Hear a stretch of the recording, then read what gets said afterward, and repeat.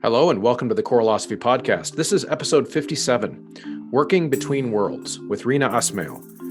Reena is currently the composer in residence for the LA Master Chorale and the composer of Tariquita, published by Oxford Press. In this engaging discussion, I had the opportunity not only to help you get to know Reena, but also to get her perspective on many critical issues facing the classical and choral music communities. Over the course of this really engaging conversation, we are going to hit on the beauty of working with organizations that truly value relationships. We're going to talk about Reena's criteria for accepting commissions, as well as Indians and South Asian representation in Western classical music, the distinction between the organizational level conversations about representation and when two people are speaking in the interpersonal realm.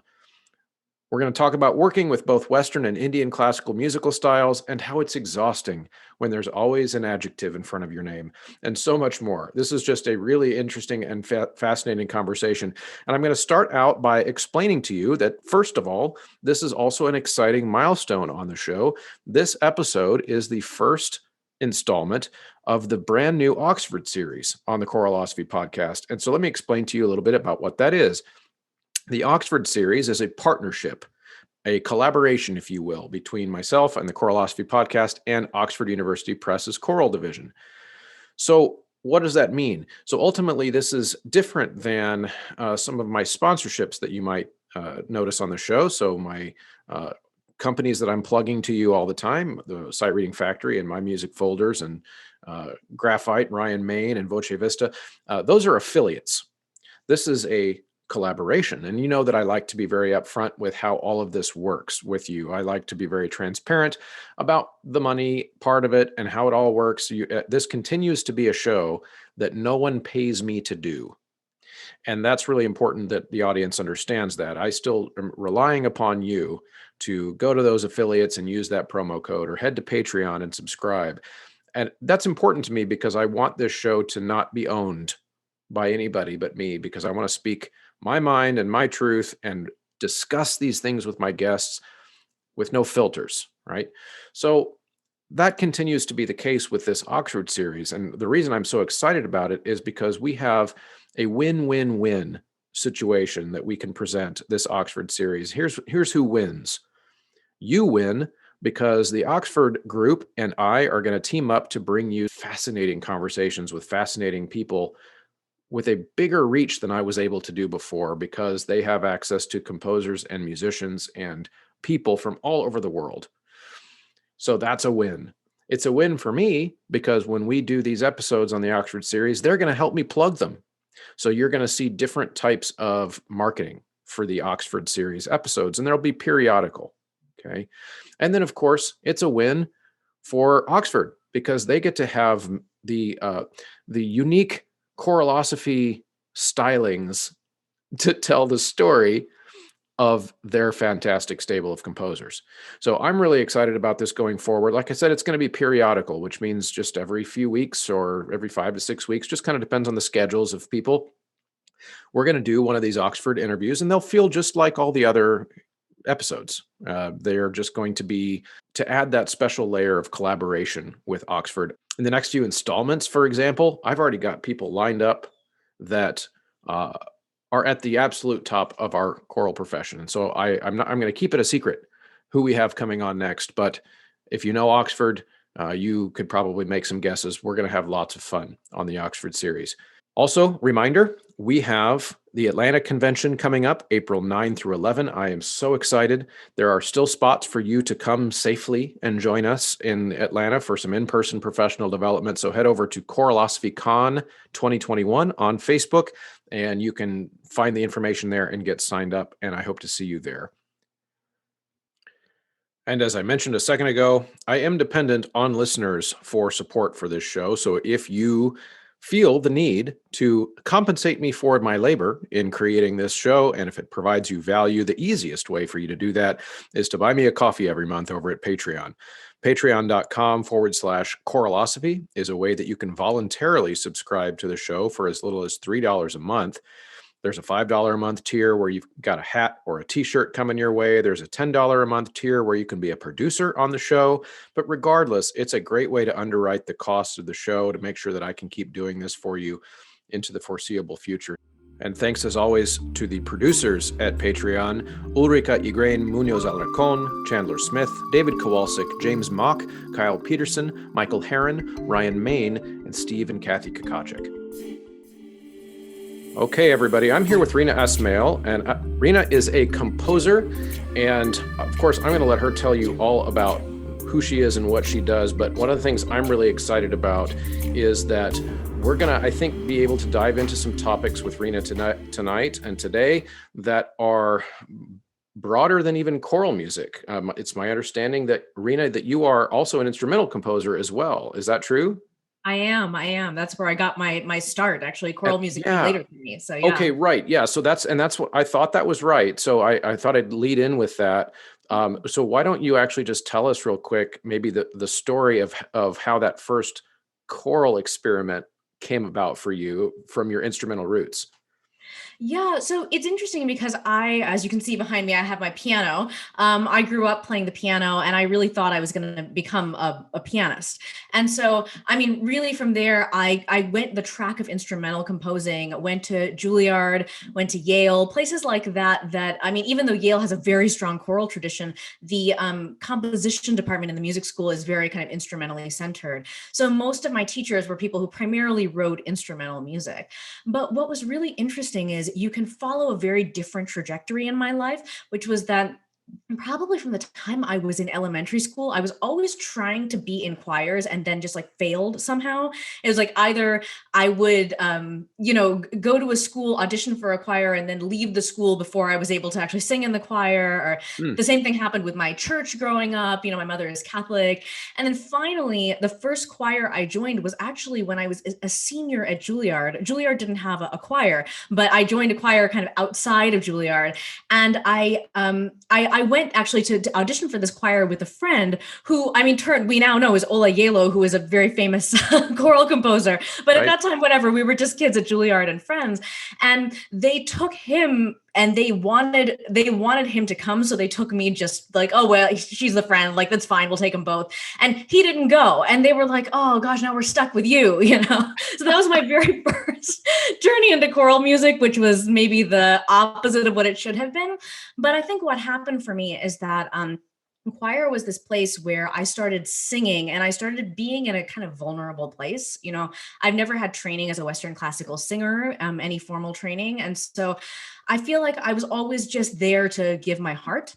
And I think it was just a very different track than instrumental music, which I felt was something that I was always trying to prove myself at. And so, I come to choral music with a very different attitude, I think. Yeah, that's wonderful. Now, just out of curiosity, what was your initial instrument, I guess, that you had your training in? Like, so what was your primary instrument?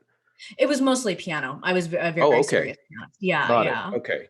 Okay. So then could you take us first back farther? So little Reena, Yeah. where you grew up, how music became integral for you.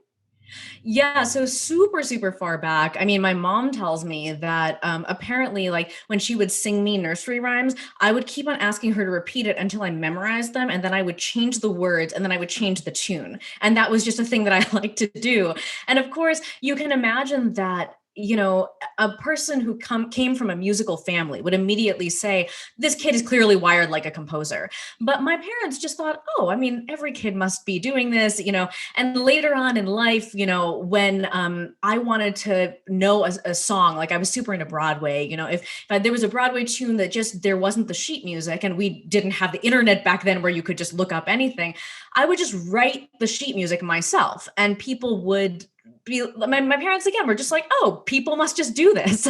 And finally, it was like when I went to an arts high school, my theory teachers there said, okay, no, not a lot of kids are doing this. This is actually a very particular talent. Maybe you should really study this. But I think I was always using my creation of music. I always thought music was more than just what was written on the page. But when you don't come from a musical family, you don't know how to articulate that. Yeah. Okay. So yeah, that's interesting because I always I haven't talked a whole lot about my show about those early years for me, but I was raised by a elementary school music teacher. Yeah. So like the idea of not having language to explain my musical ideas is foreign to me in the same way, which is interesting. Just those kind of different perspectives of where, you know, growing up in church, I had Yeah. my mom sitting right next to me pointing at the notes and like, from as far back as I can remember. So yeah, I'm always interested in that with my guests, just to kind of hear, you know, we all love this thing, this idea of sound waves wiggling around in the air and other people hearing them, and what was it that made us love it? Because there has to be, I've had teachers in the past that have said, if you have to convince someone in your life to be a musician, then they shouldn't be a musician. Yeah. It's like, if you can do anything else, just do that other thing. Yeah. Definitely. Yeah. Absolutely. Absolutely. And so, okay, so we got the little bit of the background now. So we're talking about as we get into your adult life and your career as a composer. I know that right now you're working with the LA Master Chorale. Is that I true? am. I Composer. am. I Okay. love working with So them. tell me about what that means for you. So what is that? What does your job for them look like? So it's really interesting because I think the artist in residence position has been filled by so many different kinds of composers, and it's a 3-year position. And so, I mean, it can kind of be whatever you want it to be based on who you are. And so for me, as a composer, you're always on the outside of an organization. You drop in for like a week, maybe you have your piece premiered and then you leave. And I wanted the opposite experience. I wanted to actually really know what went on. So I'm in the beginning of my first year, which is obviously the weirdest year to start a position as an artist in residence ever, because there's no concerts and it's just a very odd situation.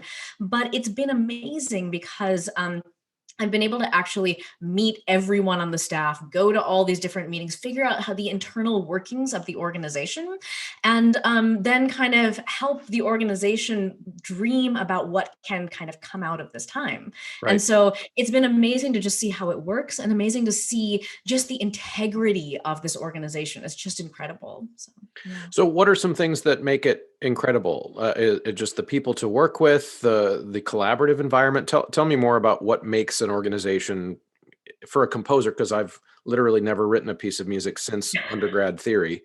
What does that look like for you? What makes it so great?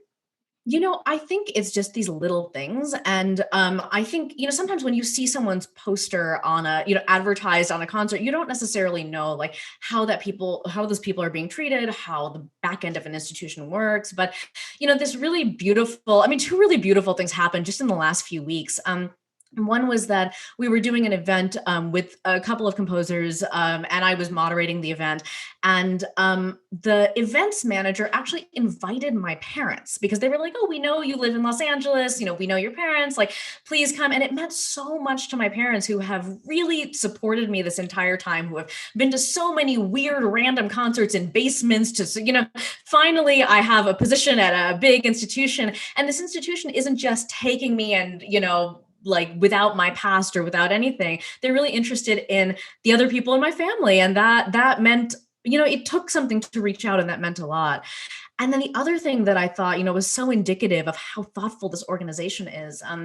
One of the managers, the production managers, they were trying to figure out, what posters to put up and stuff. And they had this one poster, and it was the perfect, it was just like people singing, and it was reminding us we're going to be together singing again. And it went through all these different levels. And finally, at the end, the manager saw it and said, there's a thing that's happening here. One of the people isn't actually on our roster. They were a sub. And, I know that no one's going to care about this, but our singers will know. And that's the thing that, we just have to kind of realize that. And I Mhm. thought, I mean, the amount of times you see stock footage of people and, they don't really care whether the musicians care or not. Right. And stuff like that just makes me feel like that's where the difference in organizational integrity is. And I've worked with so many, organizations, orchestras, choirs, chamber ensembles, and there are a few that really stand out as organizations who take these things into account. And I remember when I was like just about to get the job at the Master Chorale, there had been many other organizations I'd turned down for a position like this. And I mean, I had no reason to turn them down. It's not like I was just, no one had given me a position like that yet. But I said to myself, like, I just want to work with an organization where I love being there and I love being with the people. And the minute that Grant Gershon called me and said this, I was like, wow, it was worth it to hold out until I knew that something like this was possible. I mean, this is like my dream come true. So yeah.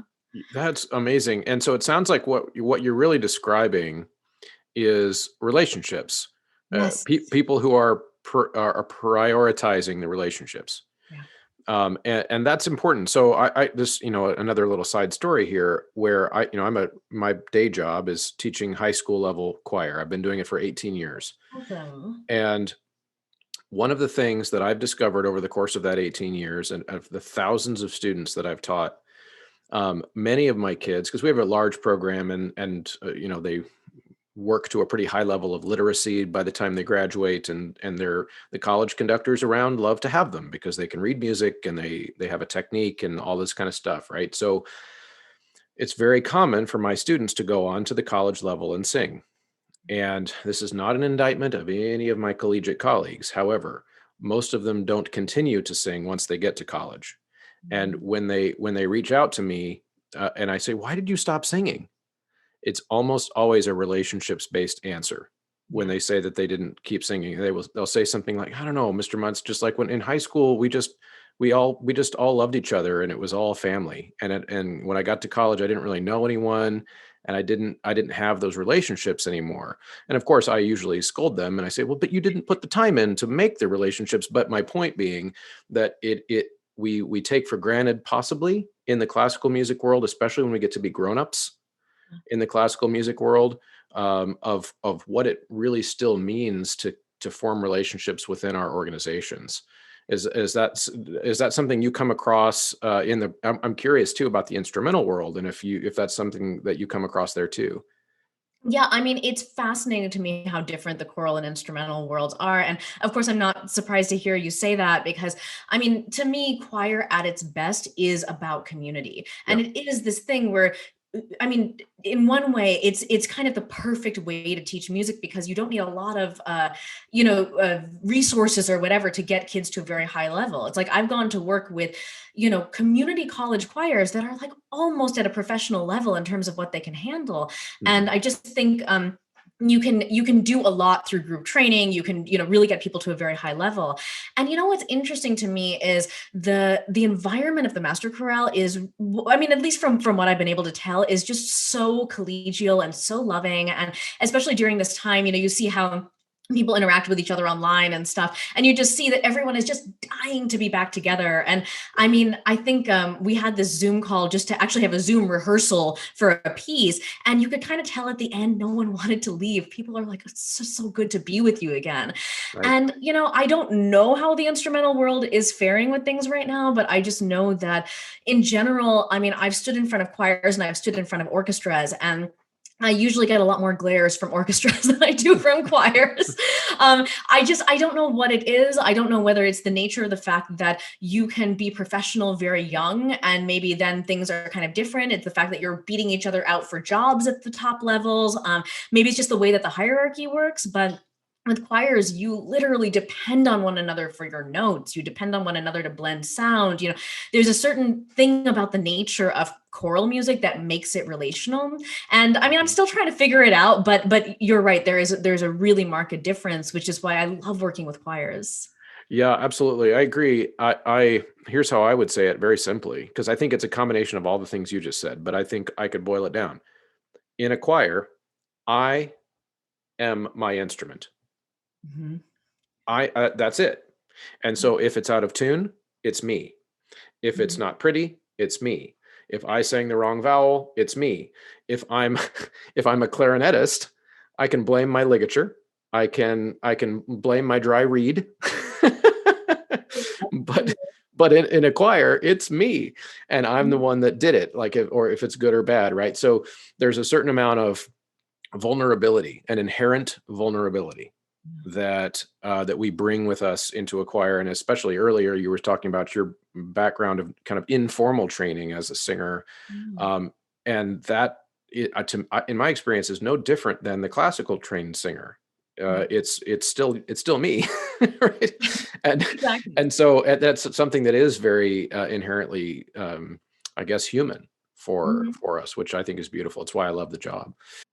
Have you renewed your Sight Reading Factory membership yet this year for you and all of your students? If not, get started. It's not ever too late, in my opinion, to give your students the gift of confident literacy and the empowerment that that brings. It's amazing what happens when you really start to see the growth and you see that confidence build in their eyes. You can always use Choralosophy at checkout to get 10% off your whole order. For a school's order, that's a big savings, and you can use that code every time you renew each school year. So let's go a different direction now slightly. So if we you said earlier that you kind of, maybe not by plan at the time, but you'd turned down some opportunities to be a composer in residence for some other organizations, and you held out, and the Master Chorale came along, and it was, Shangri-La, and all the things, right? And so has that informed you now, since that experience, of how you would go forward accepting commissions or accepting jobs, or like what do you have rules? I do. I mean, it started out where, I mean, you're a young composer, you just take everything that comes your way. And that's not a bad thing when you start out, like, yeah, I've written pieces for like random combinations of instruments that will never see the light of day. I mean, I just had to pull 10 pieces out of my catalog because now that people are trying to find my music, I'm like, oh God, I don't want people playing this weird stuff. Like, I'm going to get it out of there. Oh, yeah. So I have some dark pieces that just should never see the light of day. But it's interesting that as I got further and further in my career, I started asking myself, when I could afford to be choosy, I started asking myself a number of questions. And I've kind of boiled it down to these like 3 questions. The first question is, am I going to learn anything? So, someone recently approached me to write a piece for trombone and piano. And I was like, that is fascinating. I really have not ever written a piece for solo trombone that's accompanied, and I just want to see what I can do. And it seemed like a person who really had worked with a lot of composers, and she really knew. I thought she could teach me a lot, and I thought, okay, that's very, very interesting to me. I can really learn something here. The second criteria is, do I want to establish a relationship with this person? Do I have one? Do I want to kind of take the next step in a relationship? And that doesn't necessarily mean that I only take commissions from people I already know, but I just kind of look to and see, is this a thing where I could see this forming into something really deep? Because I think, when you're trying to establish your voice, it's not like I just have my voice in a vacuum and then, I just inflict it upon performers. I mean, performers actually help me understand what my own voice is. And so, for example, I work with this chamber music ensemble in Los Angeles called Celestina Music Society. And I wrote a commission for them in the pandemic that they recorded, separately from one another. And the only way it was possible is because I know them and I've worked with them for years, and I understand how they relate to one another, and they understand exactly how my music works, right? So we were able to take this crazy leap because we actually knew so much about one another already. But then there are sometimes people who I'm meeting for the first time that I just really get a sense like this is going to be something that's the beginning of something really big and beautiful. And that's a thing that really pushes me forward. And then the third thing, and this is it's going to sound so weird, but it actually kind of works every time, is when I'm talking to the commissioner, am I hearing music in my head? And Okay. it's kind of started, it's such a funny story because the conductor of San Francisco Girls Chorus, Valerie Saint Agathe, she's incredible. And she asked for a piece from me, I think it was a couple of years ago now. And I got on the phone seriously just to say no to her in person because I just knew it wouldn't work in my schedule. And the minute she started talking, I started hearing the piece. And I was like, oh, okay, it's going to take me maybe like a few weeks to write this piece because I know exactly what it's going to sound like. And that was maybe the craziest instance of that. But I mean, even I'm writing a piece for Seattle Symphony. And again, the minute I got on the phone with Thomas Dausgaard, I started really hearing what the piece could sound like. So just having that kind of relationship and the inspiration through that relationship, I have a sense of these things, I think. So, yeah. That's wonderful. And if I missed this earlier, I apologize. But where did you grow up? So I grew up in Los Angeles. I'm living in my own Oh, hometown. okay. All right. So I think maybe the Juilliard thing threw me, like maybe I was thinking East Coast or something. So you grew up there, went away, saw the world, and came back. Yeah, 13 That's years later. Exactly. yeah, Yeah. that's wonderful. Okay. So what would be you mentioned earlier, like a group knowing what Rena's music, how it works. How would you so what is your music like? If you had to describe it to someone, maybe even, you know, briefly, how would you describe what you do musically? Yeah, the best way I think I can describe it in words, and it's the hardest thing for composers to describe their music in words. But I mean, I work between Indian and Western classical traditions. And so each of those traditions has different things that they do really well. And because they're actually, frankly, very different from one another, I mean, they both have kind of like scale type of systems, they both have rhythm systems. But other than that, they just emphasize really different things. So Mhm. Indian classical music emphasizes, melody, and then like very specific kinds of rhythmic things. And then Western classical music, because of notation, does counterpoint and harmony in a way that Indian classical music just doesn't. And so there are these different. It kind of starts with those elements and it draws them together in different ways. So I would say it's kind of a blend of parts of Indian classical music and parts of Western music that have eventually just synthesized into like a single style for me. Okay, so I mean, it's like the fusion cuisine of music. Yeah, exactly. Yeah. Okay. All right. Great. So, in fact, I noticed on your website that you have, when you have the catalog part of your website where people can see different pieces that you've written and where they can buy it and all that kind of stuff, you have a Western classical section, and then you have your choral section, but you also have your Indian traditional section, which I think is really awesome. And it's of course helpful when you're navigating your website, but it also kind of helps people understand that you're conceptualizing these things as not only, it sounds like, just I don't want to put words in your mouth, but it sounds like thinking of them as two separate things, but as two separate things that can live together. Absolutely. And I mean, it's also saying, I'm glad that you caught that on my website because it's a recent change. Like, shout out to my amazing assistant, Melanie, who has done so much work to put this website together in the pandemic. Uh-huh. But before it really used to only be Western classical music instruments. And then I thought, no, I want an Indian classical singer to be able to go to my website and see a section that is pieces that they can perform. Like, I want Uh-huh. a sitar player, a tabla player to feel that it's not just like, oh, I've got to fit into something else. It's like, no, there's something really for me here. And I mean, I take that very seriously because, I am both of these cultures. So I'm not like doing something from my culture and a foreign culture. They're both my culture. And I don't want audiences or performers of either culture to feel like they're the lesser ones. They're both Right. equally important. Right. Yeah. In fact, I'm glad you bring that up, because that you are both cultures, and I'm interested to know what you think, how you think of that in terms of identity, because you grew up in LA, as you said, and so musically, then the Indian classical or the Indian traditional styles or classical styles in India that you now write with and write in, did you have to seek out that knowledge living in LA, or was someone teaching that to you growing up? No, so I actually didn't formally learn Indian classical music until about 10 years ago, I would say. Okay. Um, so I grew up completely in Western classical music. And for people who are Indian who are listening, my mother is from Goa, which is a part of India that was colonized by Portugal. And so because of that, she had Western classical music in her family. And so when I started expressing interest in music, of course, like the first thing she taught to do was to give me guitar lessons and piano lessons and stuff like that. And so I mean, and then my dad is Muslim, and he didn't really learn music.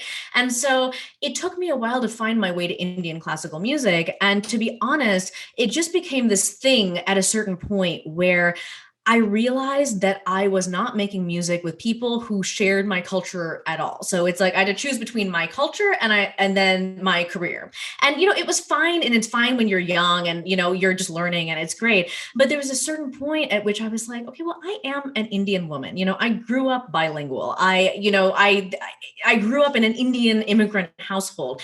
Mhm. And what does that mean for me? How is that in my music, and how does that allow me to build relationships? And so I started just meeting people who were musicians who were Indian women, but then they just did another kind of music. And so that's how I found my way into the music, and eventually, found my way to India to literally study this stuff in the culture that I'm from. Okay. All right. So that's interesting. Then if you think about it kind of in the reverse, in the sense that you are in many ways, in every way that matters.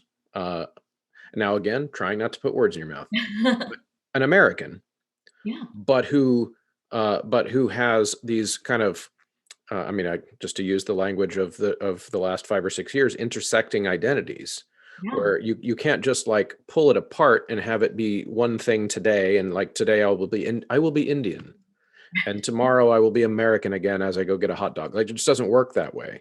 And that's sometimes we on social media we have to speak of things that way, because you can only put a blurb about something on social media, but it doesn't map very well onto the real world.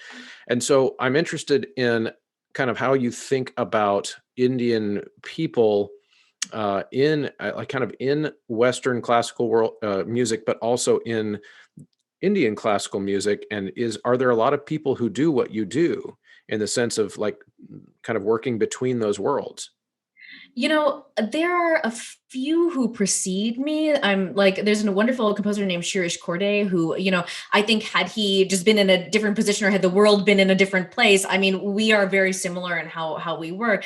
But by and large, I just don't think it's a thing that even I, growing up, was not encouraged by Western classical musicians early on to study Indian classical music. And if it was anything, it was kind of just like you look like this, so you should be doing this. Like, I'm still from that era, right? Where people were like, oh, this is just this side thing. Like, India is just this random place there, And so it's just been really interesting, because I'm seeing now in the next generation, there are a number of young Indians who are going into Western classical music. And it's fascinating to actually connect with them, because I have a song cycle that's in Hindi, and there are a lot of now young Indian vocalists who speak Hindi and are studying like opera, and will reach out to me and say, gosh, I never thought that my operatic training would lead me to a set of pieces I could sing in my own language. So, it's happening slowly but surely. And truly, I think it's happening because my parents came to this country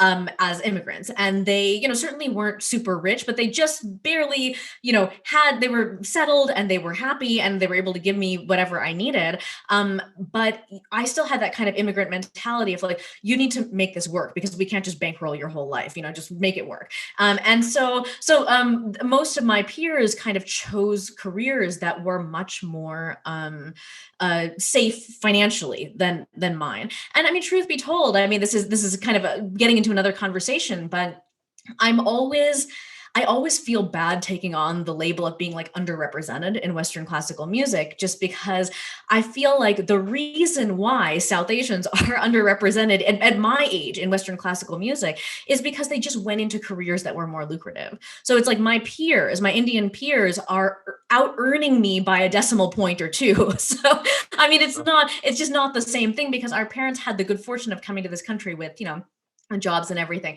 But their kids now have that kind of financial backing, and they're kind of looking to do something different and take a step into a new world, and maybe they feel a little more secure. So I'm starting to feel the numbers change now.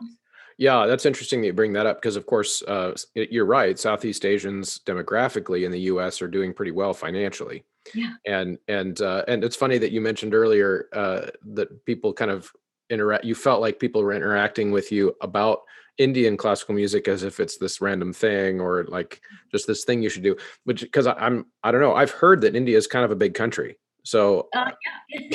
there's a lot of people there.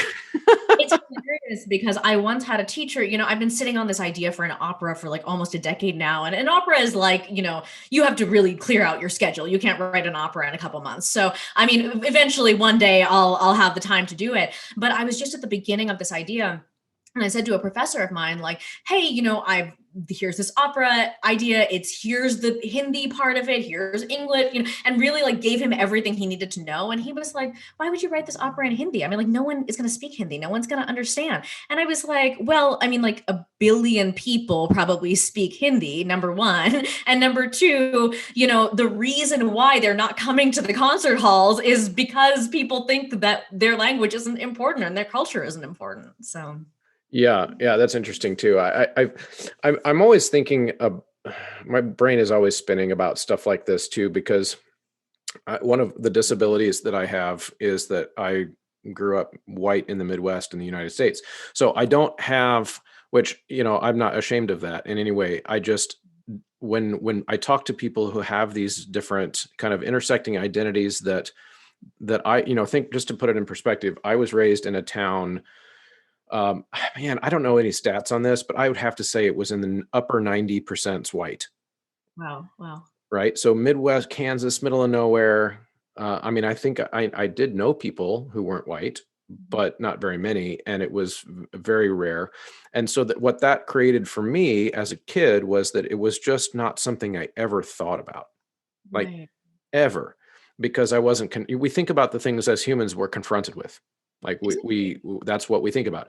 And so, so now as an older person and somebody who does a podcast like this, where I get a chance to talk to like all kinds of people from everywhere. And of course, my community that I live in now is way more diverse. And so my world, as I've gotten older, my world has gotten more diverse. And that's beautiful. And I love that. But it also gives me that perspective of being able to look back and remember what it's like to not know anyone who doesn't look like you and doesn't have the same cultural background. And of course, maybe even like for you growing up in LA, you probably maybe don't have that experience regardless, because LA's, always been diverse for decades. And I am really excited to tell you guys about mymusicfolders.com. Of course, there is the Resonant Singer's Mask, which is making a lot of really high quality singing possible right now during the pandemic, and it looks like we're going to need them still for a while. So make sure you head over to mymusicfolders.com and grab your choir a set of those. And then while you're there, especially as things return to more normal, you might find all kinds of other things that you need.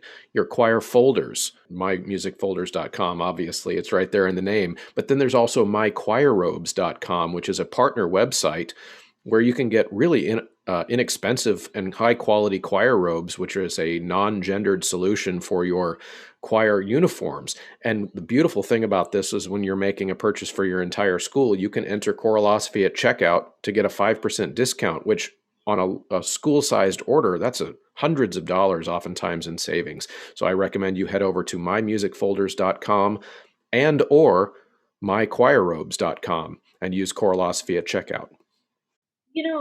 I mean, it's so interesting that you bring that up, because when I was going to school in LA, like, again, my parents came to this country, and I can now see that they were like, okay, we have one child. Education is super important. We're going to scrape together everything we possibly can and make sure she goes to like the top private schools and meets all the right people. And I'm really grateful to them for that, because the reason I do what I do now is because I know how to be with people who are in positions of power and authority, and I know how to kind of handle that.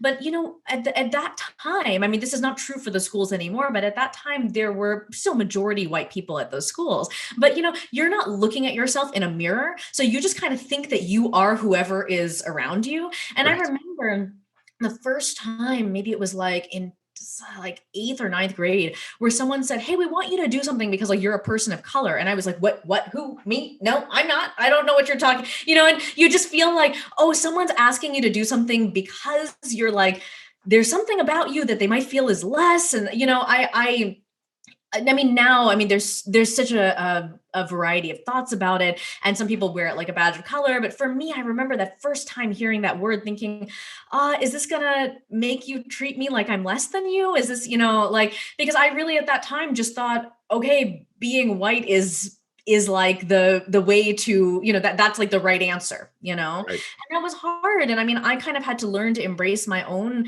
ethnic identity as something that wasn't less. And, going to India and obviously being in the center, I was an Indian woman in India for 1 year, and that completely changed me to be in a homogenous environment where I was the center.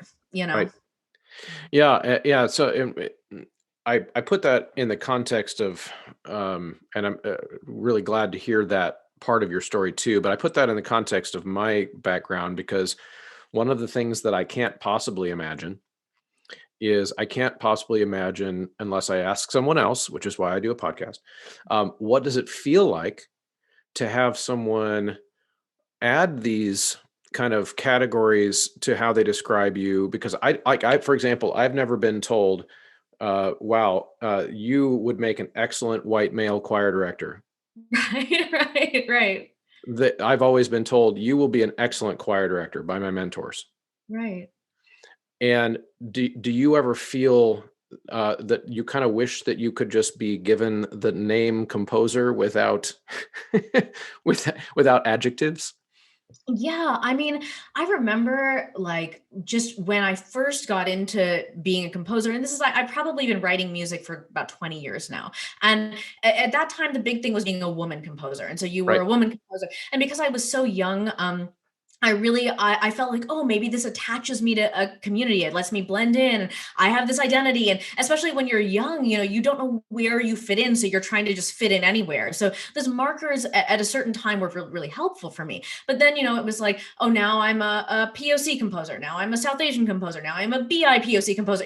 And the more acronyms that kind of get added to your name, then you're underrepresented. And I've seen enough of them come and go to just know that to me, when I'm just sitting at the piano trying to get notes on the page, it is just a bit of a distraction because it always feels like a layer of film that I have to go through to just get to a place where it's just me and the music. Mhm. And I mean, it's hard because, on one hand, people email me every day to tell me how underrepresented I am. And I'm like, I don't know. I mean, if I never was more represented than I am today, I would be totally fine with that. I don't, it's so hard. And, I don't necessarily need to be, it's very weird because I think when people email you, they can sometimes they don't have to tell you that you're underrepresented. They can be like, hey, we love your music. Like, just come and do this thing for us, or we'd love to know how we can program your work, right? You don't have to necessarily be like,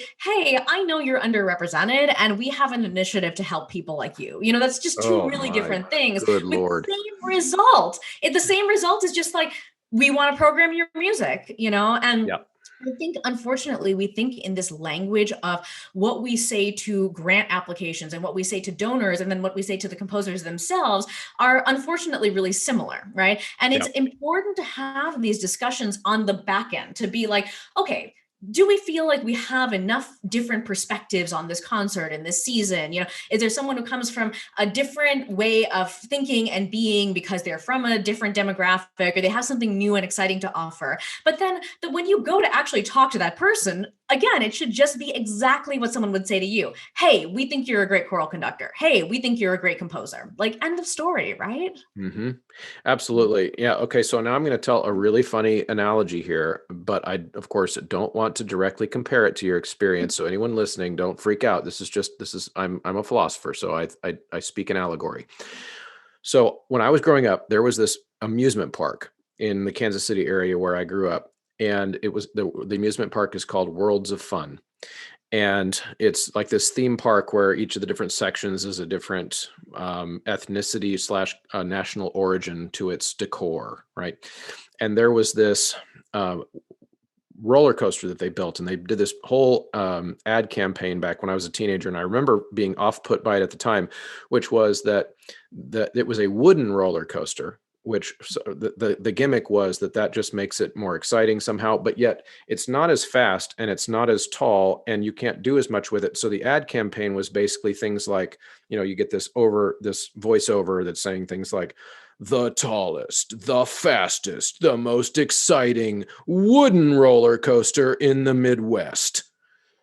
And then of course, then my first thought was, okay, so that means it's not very fast, it's not very tall, and it's not one of the best ones, it's just one of the best wooden ones. Yeah. And and sometimes I think about that in in the context of the way you just described, the way sometimes people might speak to you, and other people of color that I've talked to and on this show and in person in real life. And oftentimes these are things that people tell me in confidence that they wouldn't put on social media, that kind of thing. And I think, wow, again, I've never had to go through that, but oftentimes I think it comes from people who are well intended. They are so well intended. Yeah. Yeah, they just don't realize that what they're doing by telling you essentially how woke they are. They're telling you that you need them in order to be validated, and they don't Absolutely. realize that's what they're doing, but that's what they're doing. Yeah, and it's hard because I can just see the messages that people are getting these days. That and this is a thing that I sometimes feel. I mean, I'm not white, right? So I don't know what the white experience is, but I think a lot of white people probably feel very guilty that things are the way they are. They don't know what to do about them, and so I feel so much apology from white people. And I mean, for me, I guess apology is always a closed loop. It's always a thing where if you're always apologizing, if you're always feeling guilty for saying things, like, we're never going to really get into it with one another. And admittedly, like, recently, I've been trying really hard to engage in dialogue with people who are just very different than me. And because Mhm. I'm a woman, I'm a person of color. So diversity for me doesn't mean like other women and people of color. It means like white men, people who are on different sides of the political spectrum than I am, people who are a different age than I am, people who are, just facing really different challenges than I am. And I mean, to me, being able to engage in dialogue with people who have a very different opinion, there are some people who feel that me being represented is a door to them being able to be represented, which is wonderful. But then there are also people who feel that me being represented closes the door for them, and that's not a thing that I don't want to be that person, and I'm not, as a person. But sometimes stories get told about you that way, and the only thing that you can do is get out in front of your own story and really take the time to have those discussions with the people who feel that they can't even say anything, but they can't ask for anything either because they'll be seen as, taking too much. Right. Absolutely. But I will throw an aside in there, which is that I'm really glad that I could fulfill your diversity checklist for the week, because I'm super white, super straight, and super male, and super Midwestern, and I have a beard. That's So great. yeah, so like you've done your good deed. Yeah, I will check that off. I just have a checklist right there. I'll just check them all off and we'll be set. Now I'll just only associate with people of color who are women. So, Yes, yeah. you've earned your points for the week. Thank So, you. here's the thing. I feel like you said, and it seems like you see this as well, which is that these comments do come as well intended. They come as I really like how you said, where oftentimes maybe white people see the way the world is and they see the inequities, which I do too, but they don't know what to do. And so I want to share this with you and see what you think. What I've decided to do when I interact with people, and you might have already picked up on this, I feel like because we're both human, I know, even if I don't explicitly ask you, that I know that deep down what we all want is we wanted to be treated like equals. Yeah. And so I'm not gonna pander to you. I'm not Yep. gonna kowtow to you. I'm just gonna talk to you like I would anyone else. And I think that's important because, as musicians in particular, I know that all of us, I don't care what your musical background is, you want to be accepted by a musical community because you're a good musician, and Mhm. because you have something to communicate and you have something to contribute to your musical community, whether it be your choir and it's amateur and maybe whatever, or a pro choir, or your opera company, or as a composer to your organization. You want people to look at that musical contribution that you've made and be, wow, Yeah. that was amazing. And never for it to be, that was amazing, that was one of the best women of color compositions that I've ever, because that's the wooden roller coaster. Right. Well, and I mean, I see it on the other side too, because obviously I work in Indian classical music as Mhm. well. And, there, I mean, people don't doubt my credits, and that's not a thing that I experienced, and they should. I mean, I don't have the same training in Indian classical music that I do in Western classical music, but, for a long time, the person that I founded my organization Shastra with. And so we work between Indian and Western classical music. But he was a white man who grew up in Idaho, who was an Indian classical singer. He went to India, he trained very deeply. And I mean, I can vouch for the fact this guy is an excellent singer. And sometimes he would go to India and give these concerts, and people would say, "Oh, you were so great. When I just closed my eyes, it was like I saw an Indian man." And he was like, what? Like, is that, I mean, I know you're trying to compliment me, but I mean, I could do the same thing as a white man, you know? And so, you especially, that's why I think it's so valuable to work in different cultural contexts, because the minute you know that your context isn't the only context, like there's so many times where, say you'll walk into a concert of all new pieces and there's something just super weird going on and everyone's like, yeah, so into it. And I'll just, in my mind, I'll be like, what if I was just an Indian singer and I had just walked into this room and I just can't take it seriously, or so, it just lets you kind of release a feeling that you need to like something that maybe you don't like, or that you need to buy into a certain cultural expectation. So definitely that dual perspective has helped me stay very light in my my interpretations of things. And also, like, I don't get as offended when I think people have really good intentions, because I mean, even though sometimes people say things where I'm like, oh gosh, like what? I just know that if it's coming from the right place, the best thing I can do is just take it in stride and try to build a relationship that's beyond that. And so, eventually you can always go back and be like, oh, hey, this is kind of a weird thing to say. But in the moment, you want to be a connector. And I like being that person. So, yeah. Have you ever had to have a conversation kind of like, maybe in the moment in a professional setting where you've had to express that, like you've had to say, I know that you meant well, but here's how that made me feel? Or is that something you just kind of keep outside of the professional side of things? Yeah, I'm trying to think. I'm sure I have. Oh, yeah. Oh, I'm now that you're asking, I think I definitely have. I mean, it's more, I think, about being a woman maybe than a person of color, where Okay. sometimes people don't understand that women say no in many different ways. And so sometimes, there was a time where I was asked to kind of do this opportunity, and I sent something back that was like, I'm sure you're going to find the right person for this. This is not really my thing, whatever. And they kept on pressing and pressing and pressing me. And I did finally have to go in and have a very, very uncomfortable discussion with the management to just say, hey, like, that was not okay. And you can't just keep on pressing me to do a thing just because you think I would be the right person for it. You have to realize that it's very hard for women, especially in positions of hierarchy, to come out and be like, no, I don't want to do your thing. Like, I am not interested. We just aren't, I mean, maybe the younger women are better at this, but certainly women of my generation and above do try to do a soft landing more. So Mhm. yeah, there have been things like that, but yeah. Okay, so this another thing you might have already picked up. I'm not a super formal person, so if you want me to edit this out later, I will. But you've mentioned this your generation a couple times. How old are you? Because I'll tell you that I'm 41. So I just turned 38 today. Today is my birthday. Okay, happy birthday! Oh, no kidding. Yeah. Thank you for spending it with me. I Sure. feel guilty now that I took part of your birthday. Oh, it's totally fine. My assistant knew it was my birthday and she scheduled this, so it's totally Okay, fine. Yeah. No, gotcha. I'm Okay. so happy to be 38. I can't tell you. Okay, good. So we're in the same generation. So like we would have we would have been in high school together. So we're not that far apart from each other. So that's interesting because I do feel like that is a conversation that, even though you and our backgrounds culturally are different, and our parents' backgrounds are different, the one thing that we could probably very easily identify is how conversations like this that we're having right now have changed so drastically in the Yes. last 15 years, to almost become a minefield. Oh, absolutely. Yes. Yeah.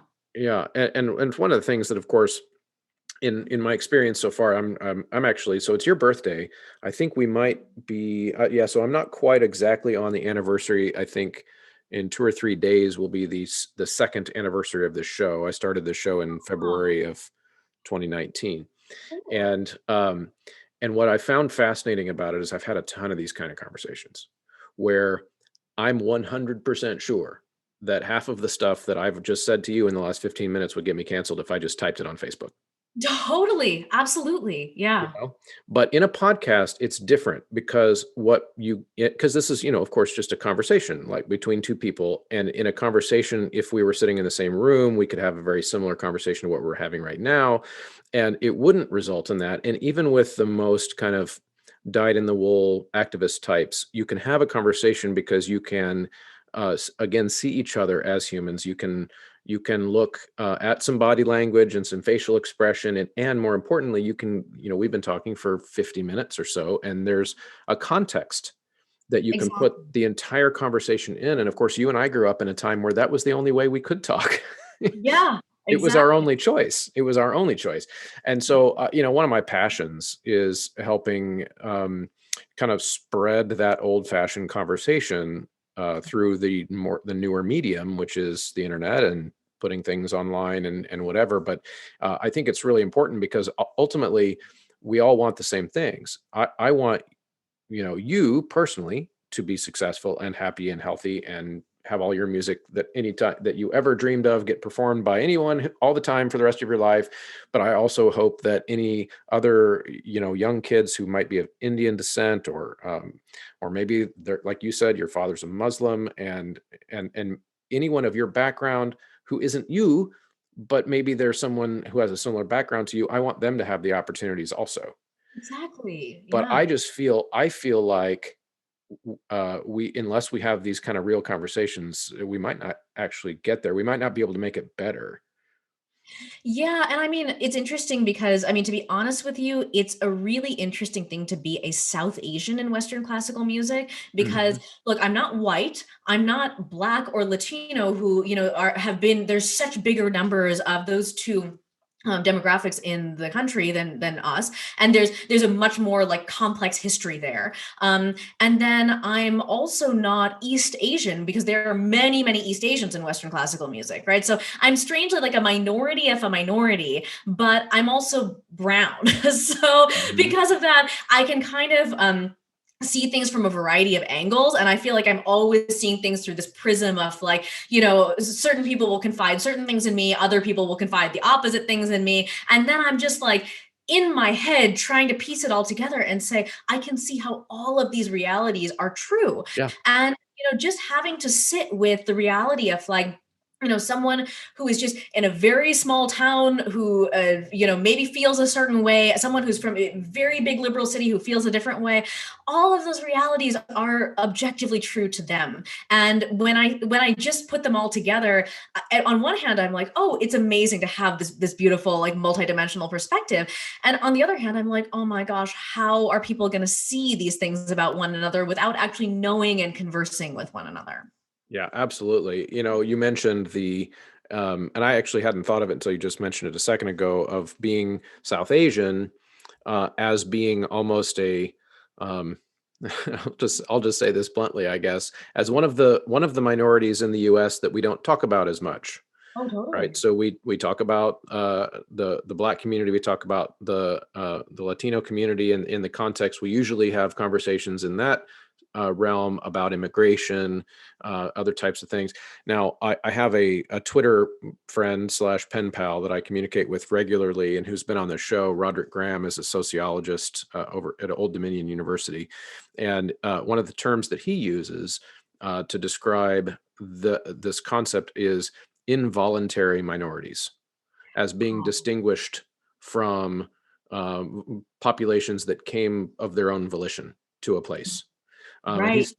he's studied that over the course of time too, even looking at the difference between the way, say, South Asians do demographically in terms of financial ability, which we talked about before, or I guess achievement is a better way to say that. And then even looking at like the Nigerian population of immigrants versus descendants of slaves and other types of things. So Dr. Graham would say that you have to distinguish between a population that came on of their own, like because they wanted to, versus one that was taken somewhere, or in the case of the Latino community, prevented from coming slash there's this state intervention aspect of it that he talks about. He's an academic, and so I don't really understand all of it, but which that kind of makes sense to how you're speaking of this, because it does then create almost a minorities within the minority community that could be marginalized from the conversation while we're talking about marginalization, Right. which Yeah. is ironic at best. Is that Well, something you?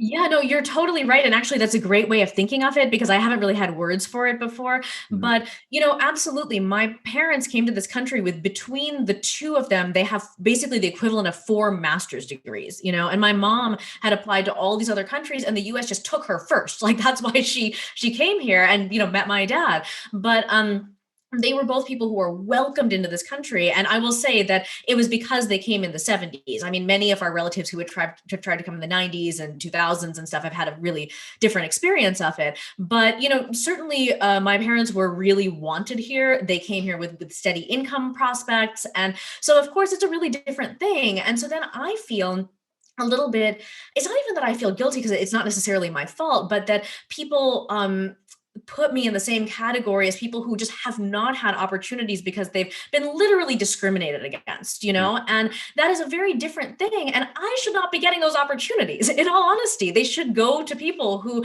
actually have had issues. That I haven't faced. And so I'm happy to be, it's like, I don't think this might be the first time I've used the word ally to describe myself because brown people don't get to call themselves allies, but I think, I'm happy to support other minorities who have had deeper issues in this country because we are not in the same situation, and it's not fair to people who have had a Mhm. harder time to put me in exactly the same boat as them. Right. Almost as if skin color doesn't mean everything. Right, right. Yeah, right. So, okay. So, my goodness, this is fun. I could talk to you about this kind of stuff for another 2 hours, but I'll spare you because it's your birthday. Let's go one final direction here. Um, in the Oxford catalog, you have a piece that's like a short Indian. I guess is it Indian classical or would you call it Indian? Is it called Terakita? Is that Parakita, yeah, Tarakita? exactly. Yeah, Um, yeah. And it is kind of based in Indian classical music. Yeah. okay, so tell us a little bit about that. Yeah, so this is a piece. I mean, like I was saying, earlier, so much of my music works between Indian and Western classical music. And most of it is for professionals. But in this case, I was actually working with a choir in downtown Los Angeles called Urban Voices Project. And they're a choir that is, people who are currently or recently homeless. And so, I mean, this is a choir that I loved so much. They have just such a beautiful vibe about them.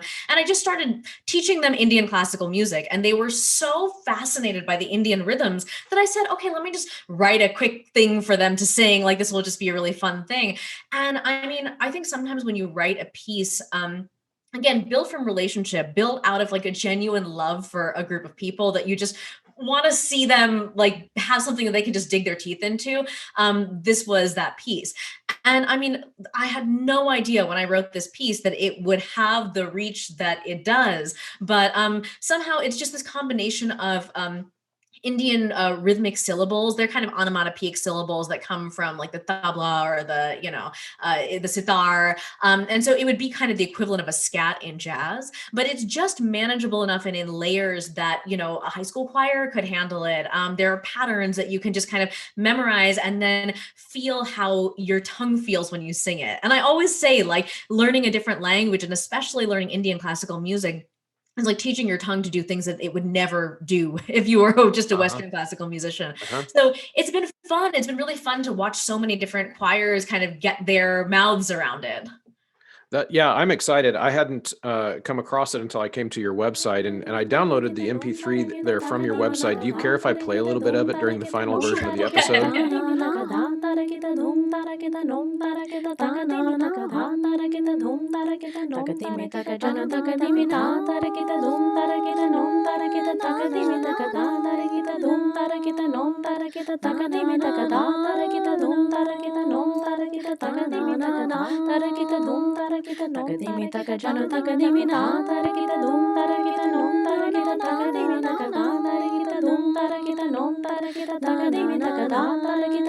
When When did that come out though?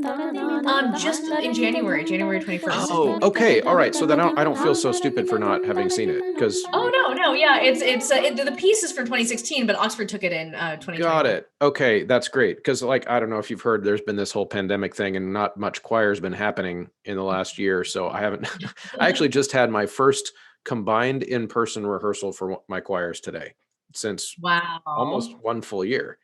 Mm. Because we'd been rehearsing, like our school had been letting kids come to school in small groups. Right. And we just finally made it through that hump of getting all the kids back. So it was like I almost cried like Awesome. 3 times. It was wonderful. But that's exciting. So on the way out, then, Reena, if you could, let's basically, if you were to have one thing that I didn't let you say, or I didn't give you a chance to say, in the context of things that the music world, classical music world / choral world / instrumental, all the worlds you live in, because again, you kind of work between all these worlds, that we're not talking about the right way, or maybe we need to be aware of. What else do we need to know from you? Um, I guess there's so many things that I could say, but maybe I guess I'll end with, you started the show actually with one of your first interviews was Dale Trumbore, who is a really good friend of mine and someone who I just think, as far as being like a thought leader in our field, she just nails things. And she wrote this beautiful article called Congrats, that's kind of about how we should be thinking really deeply about certain things on the inside and then portraying them just as kind of the way things are on the outside. And I really think that what we need to see, rather than all these efforts of virtue signaling and things like that, is just normalcy of different voices being included, just that's just a normal thing. And I Hmm. think sometimes you do have to fight really hard to find those voices, because if they really have been marginalized for all that time and they haven't been cultivated over generations, that's going to take some serious cultivation. And so, do all that work on the back end. But I mean, there should just feel like there's an inevitability on the front end to say, hey, here's this really cool thing we found, and Dale describes it best in that article, Congrats. And so I would just suggest going to that and reading it. I recommend it all the time. Yeah, and I would suggest to people reading all of Dale's blogs. In fact, the reason I had her on the show when I was starting the show was one of her blogs. I came across one of her blogs, and it's like, I have to talk to this person because that's so important. So yeah, that's really good. And I think that that's something that I'm passionate about as well. It's like, yes, on an organizational level, we explore all of these aspects of equity and inclusion and trying to figure out how to make those things normal, right? And each organization in their own little context is going to be different. There's not going to be like a one size fits all to make that happen, you know. Right. But the way we treat people on an individual level doesn't need to then take on that same lingo / focus and almost obsessive focus on those things, because ultimately when it's just you and I talking, we're just two people. Yeah, and the research kind of shows there's this amazing book by Jonathan Haidt called The Righteous Mind, Hmm. and it's fascinating. It's really just fascinating because it's talking about moral psychology. And one thing that he says that is scientifically proven is that focusing on our differences actually breeds more racism, sexism, whatever, when we talk about how we're different. Focusing on how we're alike, and then seeing our differences as just really interesting ways to kind of ornament that fact that fundamentally we are much more similar than we are different. When we focus on those core similarities, we actually do build a sense of community that then can support much deeper and much more uncomfortable discussions, I would say. And so we have the evidence, we have the scientific evidence that that's true. And I think we just maybe need to move to a place where that is really the normal way of doing things, instead of always just highlighting these people are like this and these people are like that. I mean, we're all musicians, we're all classical musicians who might have the same training. Choral musicians, most of us read music, we know the same pieces. Like, there's so much to connect on, and like, let's start there. Absolutely. Absolutely. Yeah. I've read it. It's a fantastic book. The Righteous Mind, The Coddling of the American Mind is fantastic as Oh well. my He gosh, I does some, love, yeah. I'm yeah, just does such a some, yeah, fan. great stuff. Great stuff. And an interesting experience that I had, I'm a parent as well. I have a 12-year-old girl. And when she was 3, she encountered a young Black girl playing in the sandbox at the playground in our neighborhood. And she came back, and of course, she's new to full sentences, at age 3, and came back to the house so excited that she met a new friend at the sandbox. And I said, "So, that's great. So, why did you like her? What makes her your friend?" And of course, at age 3, her instinct is to first, and this goes back to the psychology that you just discussed. And I say this because I know that this has been proven. Her instinct was to find what was the same. Right. So, and her response to me was, why she became friends with this girl is because we both had a ponytail. Right. That's crazy. So her instinct was to not focus on what's different, like our skin is different, right? She didn't talk about that. Wasn't her instinct. That has to be taught to you later. Yes. To Absolutely. look for those differences later. And again, and I love how you said this earlier, where it's not that we don't know the differences or can't appreciate them. Those become, in that context, those differences become these like amazing things to have a conversation about. Exactly. Step 1, we acknowledge how we are both human and we are the same. And then Yeah. step 2 becomes, oh, but like your family ate this food when you were growing up. What's that like? And then we get this profound curiosity about our fellow humans that then causes these conversations to continue to happen. So I think that's, just beautiful. So tell us, this will be your last thing, I promise. And then you go have a birthday party or something. Upcoming projects and things for us to look for from you, especially on the choral side of things. Like where will we be able to find stuff from you next? Yeah. So, I mean, there are some kind of normal times things coming up. I have a commission with Santa Fe Desert Chorale coming up. I actually have a huge mass for the LA Master Chorale coming up in future seasons. So there's certainly a few kind of big things that are on the horizon. But there's actually, I'm really excited about a project that's coming up very soon with Conspirare called the Quarantine Madrigals. And so this, again, born out of relationship, a wonderful singer from LA Master Chorale messaged me on Facebook at one point. It was like, hey, I just want, I'm here, I'm a chorister, I'm by myself. I want something that I can kind of sing with myself. And so this idea was born where she's actually also a poet, wrote these little haikus that kind of go from the break from society, kind of deep into isolation and back, to that moment where you start to see people again. Mm. And, I'm kind of written as madrigals, and they're different voices, right? But they're designed so that you can record them as one person. So to me, it's like, this is something that, singers who are wanting that choral experience can actually do by themselves in a telephone style with friends, in 4 corners of a room, like however you want to do, however you want to make it happen. It's very flexible. So Conspirare, starting on March 15th, we'll be releasing them one every week, and other choirs can kind of join along and do the madrigal thing with them. So we're really excited about the Quarantine Madrigals. That's really exciting. That's very cool. And I can imagine a world where even 15 or 20 years from now, when we don't have to do music like that, we might anyway, just as an homage to this history.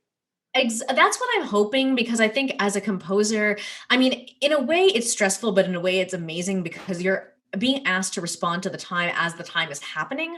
But then also because, I mean, okay, if this was like, say, a war or something, you would be, maybe displaced and you'd be so stressed and you wouldn't have a way to kind of just be in your space. But because the nature of this pandemic is that we're all just stuck in our studios, we actually do have that time to kind of process these things. So this was my way of processing my own feelings about how things are going right now, I guess, for lack of a more descriptive way of describing it. I'm excited to see where the trajectory of my pieces go, because I mean, Tarakita, that was 5 years ago. I could never have predicted it would be where it is now. So, I mean, who knows what will happen? We'll check back in 5 years, right? Yeah, absolutely. Absolutely. Well, thank you so much for spending an hour of your birthday with me. I'm flattered, and my audience, I'm sure, is appreciative as well. Oh, it's so nice to meet you and so great to have this discussion. Yeah, thank you so much. Thank you so much for sticking around to the end of an episode. If you made it this far, I'm assuming that you got something out of it, or you enjoyed that conversation, found it engaging, found it added value to your life. And if that's the case, help me out. Share, like, subscribe, take little clips off of my YouTube channel or Facebook page and send them to a friend. Anything that you can do to help me engage an audience and help me not have to pay Mark Zuckerberg money from my tiny little Patreon page to that multiple mega billionaire. That's super helpful too. Even if you can't use the promo code to make a purchase and you can't make a Patreon monthly contribution, just helping me engage with the community is hugely helpful because it's expensive. So that's something you can do. And then if there's a podcast app that you use that will let you leave a rating, that's super helpful. Subscribe anywhere you can. That way you're not missing any episodes. And then, of course, there's the more direct way, which is the Facebook group called Choralosophers. You can join and engage there. You can also go to choralosophy.com, which is my website, and you can find all the past episodes, all the past program notes. You can find a form there where if you hear something on this episode or on any other episode that you'd like to respond to, whether it be just directly to me with no social media intermediary, you can do that through the website. You can also say, oh, I heard this idea on the show that really either rubbed me the wrong way or it required some kind of a response. And you can even just begin a dialogue with me there about coming on the show to discuss that. So there's all kinds of ways to continue to make this more and more of a true conversation and professional development opportunity for the choral community, because that's ultimately what I'm hoping over the years to create. We're 2 years into this and it's really evolved a lot. And so I appreciate those of you who stick around to the end of these episodes. We'll call you the diehards, and feel free to reach out, ask questions, and keep listening. Thank you so much.